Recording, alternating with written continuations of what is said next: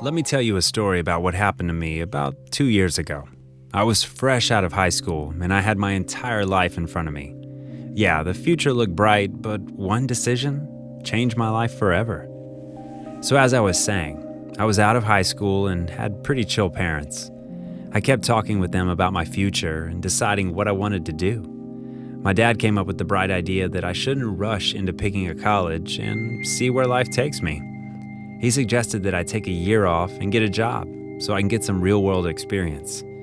I thought about it a couple of days and finally, I came to the conclusion that it was the best thing for me.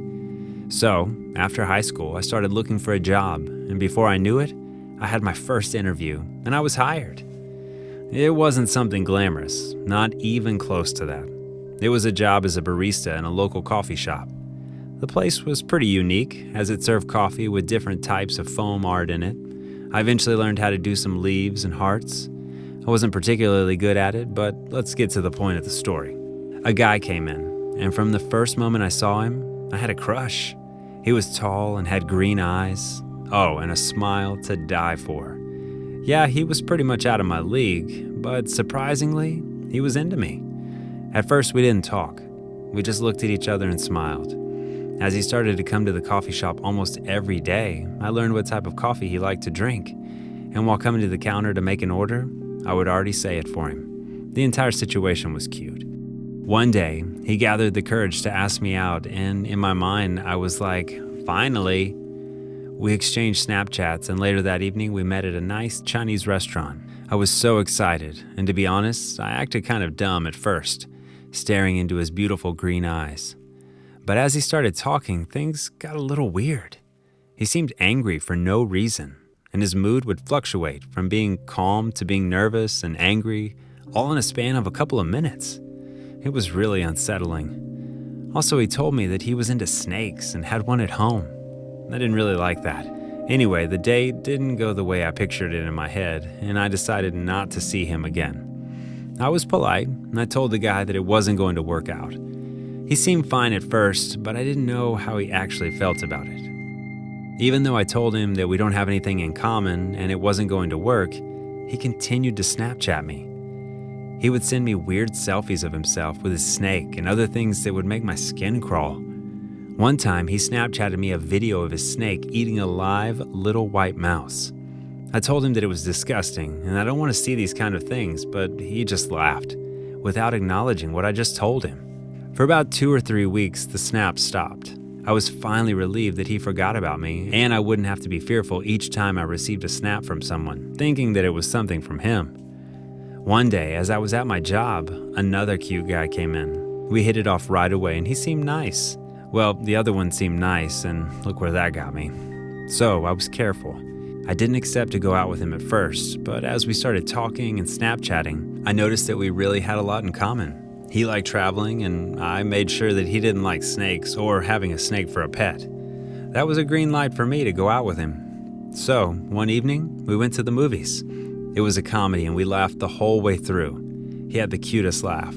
Anyway, after that, I invited him to come over to my place, as I was living alone, for some non-alcoholic drinks, and he accepted. We got there, I went to the kitchen to prepare something, and then we sat on the couch and talked for about 2 hours.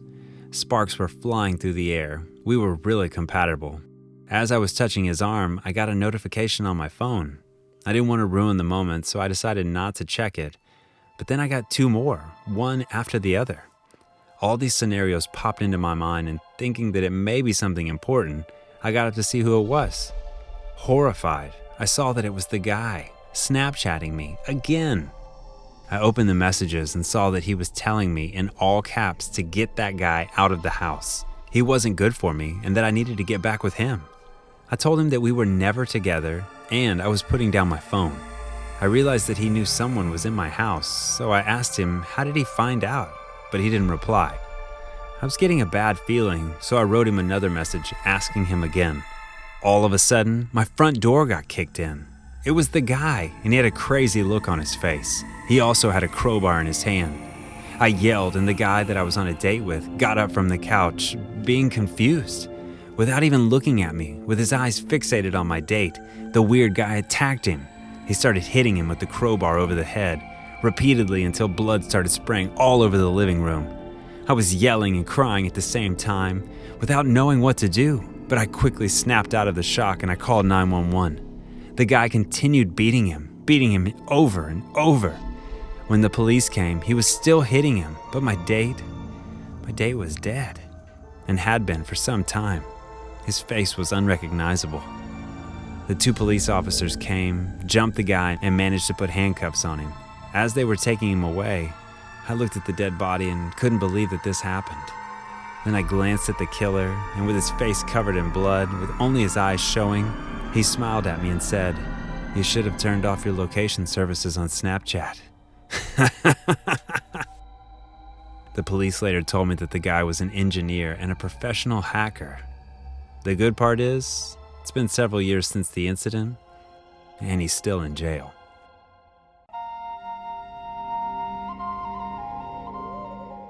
I was bored as usual. I was home, on my phone, scrolling through Instagram, TikTok, and every other platform that I could get my hands on. I admit, I was addicted to social media, but how can you blame me? As a millennial, we didn't exactly grow up with it, but we managed to assimilate it into our lives without a problem, and now it's a part of our daily routine. Hello there, I'm Amber, and I'm 27 years old. I wanted to tell you the story about this bad side of social media. Yes, you heard that right. It does have a bad side, and it's worse than you'd ever imagine. So as I was saying, I was bored, scrolling through my phone when I got a friend request on Snapchat. It was a name I never heard of, Jack Tyler. Sounded innocent enough, so I accepted it. After a couple seconds, I got a snap. It was a car sitting in a parking lot. The picture was taken from behind and it was really blurry, so I couldn't make out if someone was actually in the car or if it was empty, but I could see that the parking lot was empty. I asked the guy what was with that picture, but I didn't get a response, so I decided to leave it like that. I then got a phone call from my friend, Macy. She had something important to tell me about a guy she went on a date with. She continued telling me that he was a weirdo and that he talked about all these horrible things and so on. She told me that he talked about murders and how he always imagined what it's like to be killed or even to kill. Then Macy began telling me that she lied to him. She told the guy that she got a text from me, even though I didn't text her, and that she had to go because it was an emergency. We both laughed and I told her that there are a lot of weirdos out there. After that, Macy wanted to tell me something. She started out saying the following. So anyway, and that's when the call ended. I always assumed that her phone died. I tried calling her back, but it went straight to voicemail. I didn't think anything more about it. I knew how she was. She was always on her phone, and it was normal that she would run out of battery. So I went into the kitchen to make myself some popcorn, and as I was waiting for the last pop, I got a notification on my phone. I thought it was Macy, but it wasn't. The notification was from Snapchat, and when I opened it, I saw that it was from the same guy who sent me the blurry photo of the car. Now it was a blurry photo of something red and the inside of a car. I couldn't make out anything. It was pretty dark, and beside the colors, I couldn't see any details. I asked the guy again what was his problem and if we knew each other, but he never replied. So my popcorn was ready, so I closed the app, grabbed a bowl, and went into the living room and turned on the TV. I was really in the mood for a romantic comedy, and Netflix was my obvious choice. But before I had the chance to open the app, a breaking news story caught my eye. It was from my town. The news reporter was talking about a young girl who was brutally murdered in her own car. The girl was supposedly alone, and her face was so horribly disfigured, and her teeth were pulled out and her fingers were cut off, and that the police have yet to identify her. I really got scared. How could this thing happen in my own small town? Nothing really happens around here. So I went on Netflix, but not before I double-checked every door and window in my house. That news report really got to me. But there's nothing like a romantic comedy to fix things, right? As the movie started, I really enjoyed it. It was about a guy who really got into this girl, but she was too high and mighty for him. He was from a bad part of town, and she was a posh princess with a lot of money. At halfway through the movie, I got another notification. It was from Snapchat again. I didn't want to open it because I was at a really interesting part of the movie, so I didn't pick up my phone. After about 2 more minutes, I got another notification. And you know how it is. You have to see what you received. The curiosity is so strong when it comes to social media. I paused the movie and I picked up my phone. It was just as I expected. It was from the same guy, and I saw that I received another 2 photos. The first one, from what I could tell, was of a house, but it was still blurry and dark. I couldn't see what house it was, but the second photo caught my eye.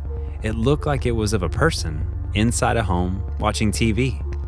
It was blurry, so no details popped up, but there was something that did stand out to me. It was something that had a very specific green color. As I raised my eyes and looked next to my TV, I saw my green vase in which I had some flowers.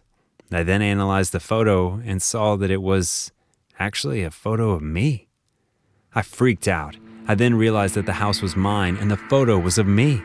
I got up, went to my window to see if anyone was there, and then shut my blinds. I was scared. The next thing I knew, my upstairs window had been broken. The sound of glass shards falling on the floor startled me. I went upstairs to see what was going on, and all of a sudden, I felt a hand on my shoulder. I turned around and it was a masked man. He hit me in the head and I fell to the floor, but I didn't lose consciousness. Even though I started bleeding, I got up dizzy and I started running, and he was right after me. I managed to get into a room and close the door. He was hitting the door with his foot, trying to knock it over, and at that moment, I had the idea of getting out of the house through the window. I opened the window and I found myself on the roof. The guy came after me and he rushed towards me with a knife. Fortunately for me, he tripped on a loose tile and fell right off the roof. As I looked to the ground, I saw that the knife he had pierced his chest. In that moment, it hit me. This was the same guy Macy went out on a date with. I wanted to let out a loud scream, but nothing could come out of my mouth. I wanted to cry, but no tears. Suddenly, very suddenly, the world wasn't the same for me. Ever.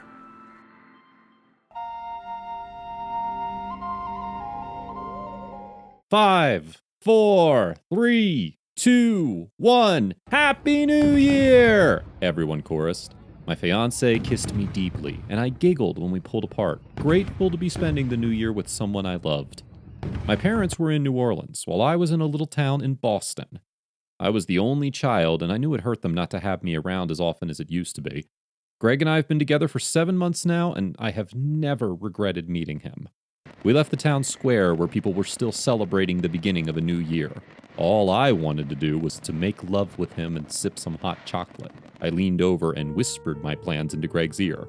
He grinned at me before saying to no one in particular that we had to leave. Since we lived about 15 minutes away from the square, I kept my hands to myself, reminding myself that we would soon get home. Greg parked the car in the driveway and we both hurried out. In our haste, we didn't notice the scooter that was parked beside the hedge of flowers. Greg unlocked the door, and we headed inside with our arms roaming each other's bodies. The sound of glass breaking broke us apart. "What was that?" I whispered, my eyes wide. Greg shook his head and mumbled that he didn't know. I hoped it was just the wind knocking something over. I bit my lip as Greg went to check the source of the noise. I watched him disappear into the kitchen, and there was the sound of a scuffle. I ran to the kitchen, scared for Greg. When I got to the kitchen, I saw Greg lying down on the floor with a bloody lip. I went to the sink and brought back a wet towel to help with the swelling. I asked Greg what happened, and he said that there was someone in the house with us. He didn't get to see the intruder's face, but he was sure that it was a man. I swallowed audibly and cursed when I remembered that my phone was in the living room. I stood up to grab my phone so I could call the cops. I didn't want to leave Greg, but I had no choice. I heard the front door locking, and I couldn't help the scream that tore out of me. Greg shushed me, and he grabbed my hand and led me to the store in the kitchen. He put off the light and held me close. I felt his heart thudding, and my legs began to shake. If Greg was scared, then it meant that something terrible was going on. "Come out wherever you are," the man's voice said. His voice was deep and guttural, and it only managed to heighten the fear in me. He came into the kitchen and went out when he didn't see anyone. I didn't know how he didn't notice the storage room where Greg and I were hiding. Greg placed a hand over my mouth when sounds began to find their way out of my throat. The man continued to talk, saying that we were the ones that brought this upon ourselves. He said he only wanted to steal a couple of things so he could celebrate the new year, but we just had to come home early. He said he wouldn't have attacked anyone if we had only stayed back. Now I will teach you a lesson. He laughed maniacally. Greg's body stiffened behind me, and he left the store in a rage. I tried to pull him back, but he shrugged me off and opened the drawer. He picked out a large knife just as the intruder came inside the kitchen because of the ruckus that Greg was making. Shrouded in darkness, I was able to see the intruder's face clearly. He was a large man with a bulging chest.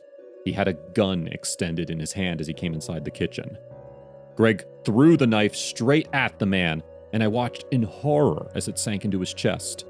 His eyes were wide open from the shock, and he leaned back as if trying to do a stretch. His body dropped on the floor, and I knew he was dead. Greg was panting hard, and he wiped the sweat off his brow. "Patricia, you can come out now," he said. My legs were like jelly as I made my way to the crime scene. Greg just committed murder, and he was acting too calm about it. "You killed him," I whispered, as if saying it out loud would change it. Greg retorted that the man would have killed us, and we were only acting in self-defense. He told me not to worry, and he would take care of everything. He dialed the police and explained everything to them while I sat on one of the kitchen stools staring into the distance. Soon enough, there was a knock on our door, and Greg ushered 2 cops inside. I asked why we didn't hear their sirens, and they glanced at each other before saying they didn't want to spread panic because this was January 1st and people should be celebrating. I nodded and thought that they had a point. Greg explained everything to them, and I was surprised that they believed him so easily. I thought they would dig further. They got our statements and carried out the body. Greg slept peacefully beside me as I tossed and turned, the image of a dead man still fresh in my head.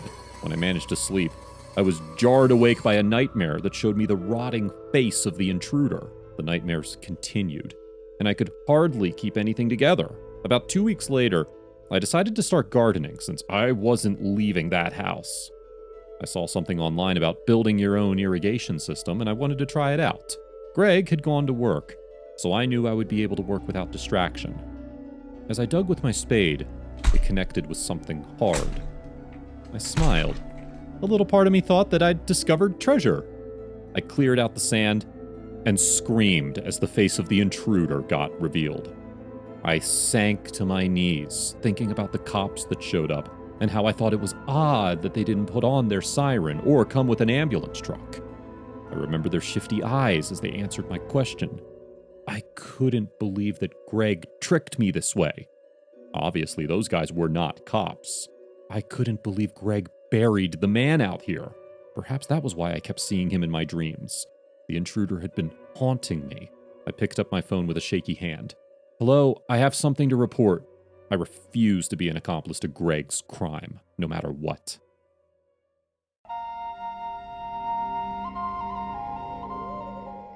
I clutched my popcorn in one hand and my large smoothie in another as I made my way into the movie theater.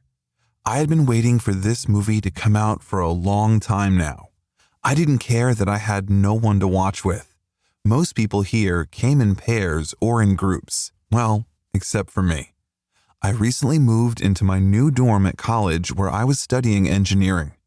My parents promised to check up on me once in a while. I was the last child, and I knew that they missed me terribly. My older sister is married now and lives in New Orleans. I hadn't made any friends in school yet, and I doubted that it would change soon. I sat in the middle row, which in my opinion was the best place to sit. I wouldn't have to crane my head to see the screen, and I wouldn't be distracted by a lot of people in front of me. I munched on my popcorn as I patiently waited for the movie to start.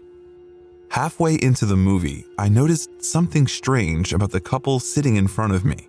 The girl was leaning away from the guy, but was trying not to be too obvious about it.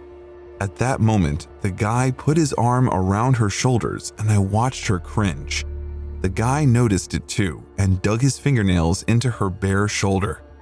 I decided to look away since it was none of my business and tried to concentrate on the movie. I didn't want to miss out on anything. When the movie was over, I sighed in bliss and waited for the credits to start rolling. I always watched movies right to the very end, and it was only appropriate that I honored this movie by doing the same thing. Everyone else left me in the theater, including the couple in front of me.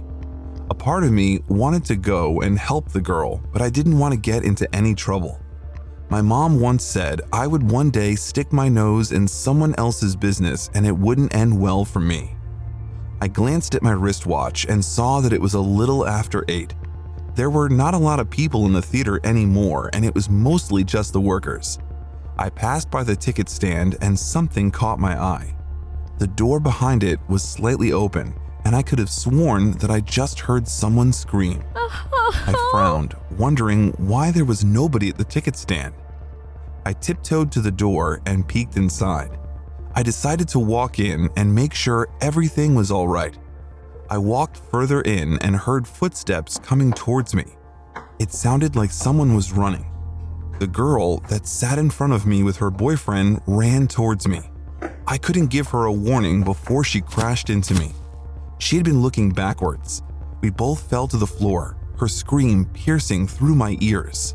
I held her upper arms and asked her what was wrong. Her mascara was smudged and there were tear tracks in her face. Her lips were trembling as she stuttered. Call the police! He killed him! My confusion grew and I watched as she jumped back to her feet and ran out. I ran after her, not wanting to find out whatever made her that scared. I dug my phone out so I could call the cops. I saw the girl at the elevator doors pressing buttons frantically. The doors refused to open. Before I could ask her to calm down, there was a voice behind me. Why are you running from me? I saved you! I swiveled to see one of the workers staring at the girl. He walked past me to where the girl was. She was sobbing with her hands over her mouth. I got furious. Even though I didn't know the whole story, it was obvious she didn't want to be with him. I held her phone up, my thumb poised over the call button. Leave her alone or I'll call the cops, I yelled. The guy turned towards me and was upon me so fast that I didn't have a chance to react. My phone got knocked out of my hands and I crashed to the floor. She was with a monster and I got rid of him, he yelled and stepped on my hand. I screamed in pain and begged him to stop. He did and immediately went back to where the girl was sobbing on the floor. He patted her back and she shuffled away from him, fear evident in her eyes. I grabbed one of the vases used to decorate the place and smashed it on his head. He stumbled and almost fell on the girl, but she moved away quickly. He grabbed my hand, but I noticed that his grip was weak. I screamed as I pushed him away. I grabbed the girl's hand and dragged her to the stairs. We started descending really fast, practically flying down the stairs. He wasn't far behind us, but I knew that once we reached where people were, we would be safe. As we burst into the ground floor, 2 cops barged into the room with their guns drawn. We ran to the cops and fell over our words as we tried to explain what was going on. They took action fast and went upstairs. They later came back down, saying that he had somehow escaped, but they would do their best to find him. They also asked if we knew anything about the dead body that was in one of the rooms upstairs. The girl broke down in tears and explained that the worker had killed him, saying that men should learn to respect ladies. Olivia, the girl said, sniffing. My name is Olivia. We were huddled at the back of an ambulance van, wrapped in blankets. Apparently, one of the workers downstairs was the one who called the cops after hearing strange screams from the floor above. Tess, I replied, shivering a little. The events of the night still felt a bit surreal to me. I went from going to watch a movie to almost getting myself killed. Olivia and I talked for a while, and it was probably because we were both still shaken up by what happened. The cops questioned us and ensured we were all right before offering to drop us off at our homes. Olivia and I stayed in contact after that, and I found out that her dead boyfriend used to abuse her a lot. They had been together for a couple of months, and she showed me bruises from when he had hit her. In a way, I was glad that he was no longer in her life, even if it meant that he died horribly. She told me that the worker told him that he wanted to show him something cool and took him into a room where he proceeded to strangle her boyfriend. It was obvious she was still traumatized by everything, and I promised to be there for her, glad I had made a friend.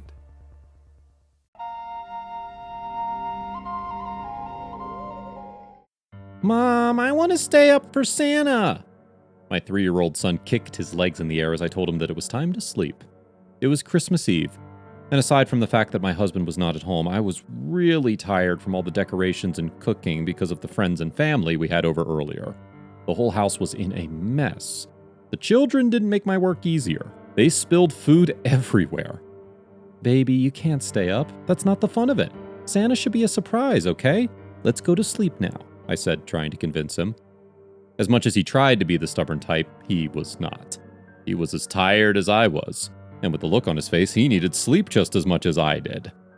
I carried him to my chest, where he fell asleep almost immediately. So much for wanting to stay up for Santa, I laughed at him. I placed him in his crib after changing his clothes and walked to my room. It felt empty without my husband, but there was nothing I could do about it. He was in the military and he was away from home for a good cause. I only hoped that he was going to be home very soon. It was not easy without him, especially with a toddler. The image of how the house looked and how much I had to work tomorrow morning to clean up everywhere made me grumble before I finally put off the light in my room. That was all I remembered saying before falling asleep. The sound of broken glass in the house woke me up. I checked the time and it was just a few minutes past 12. I was so tired to get up from bed that my legs would not even try to move. I ignored it and just hoped that it was not in the house, or maybe I was just hearing things that were not there. I slept back with the hope the next time I opened my eyes it would be later in the morning. The sound of pots and plates scattering woke me up next, and I ignored it again. Whatever was going on down there, it would stop eventually, and I would deal with it in the morning. I checked the time again, and it was just a few minutes to 1. If it was someone doing all that, it only meant that they had nothing to do on Christmas, and they were probably hungry. It could also be Jules. That was our dog. He loved to cause trouble sometimes. I turned in bed again, and just hoped again that nothing would disturb me again. I looked at the tablet that was connected to the camera in my baby's room, and I saw him sleeping soundly. That put my mind at rest. My baby was fine. I would deal with anything else in the morning when I've had enough rest. I slept off again, pulling one of the pillows on the bed to myself. It felt like I'd not slept for too long when I heard someone crying. I woke up immediately and looked at the tablet again and saw that it was my baby, in tears. I also noticed that there was a shadow of another person in the room.